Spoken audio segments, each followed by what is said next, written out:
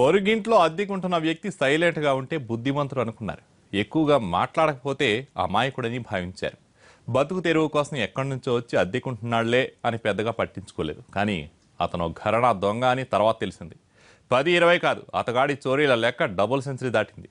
పొరుగు రాష్ట్రాల్లో చోరీలు చేసి వచ్చి తలదాచుకున్నాడని పోలీసులు పట్టుకుంటే గానీ తెలియలేదు.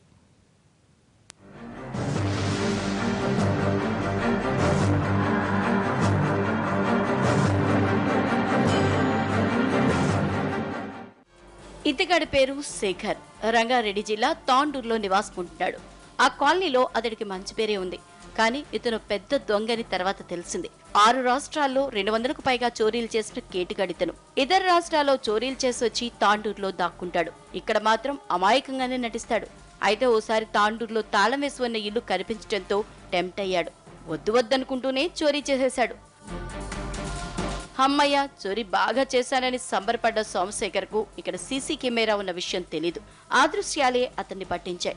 పోలీసులు అదుపులోకి తీసుకుని తమ స్టైల్లో విచారిస్తే ఎంతటి ఘరానా దొంగో తేలిపోయింది. తిరుగుతూ ఉంటే తీసుకొచ్చి తర్వాత మాకు ఫింగర్ ప్రింట్ మ్యాచ్ కూడా అయింది. ఒక కేసులో ఈయన ఫింగర్ ప్రింట్ ఆ రోజు క్లూస్ టీమ్ కలెక్ట్ చేసిన ఫింగర్ ప్రింట్ 2 కూడా మ్యాచ్ అవడం జరిగింది. So with such corroboration and interrogation ఆయన కన్ఫెషన్ రిపోర్ట్ ఆధారంగా అరెస్ట్ చేయడం జరిగింది. కర్ణాటకకు చెందిన సోమశేఖర్ తాగుడుకు బానిసై చోరీలకు అలవాటు పడ్డాడు. 40 ఏళ్ల వయసున్న ఇతగాడు 18 సంవత్సరాలు జైల్లోనే గడిపాడట. మొత్తానికి ఘరానా దొంగను పట్టుకున్న పోలీసులు 4 తులాల బంగారం, ఓ సెల్ ఫోన్, 3000 నగదు స్వాధీనం చేసుకున్నారు.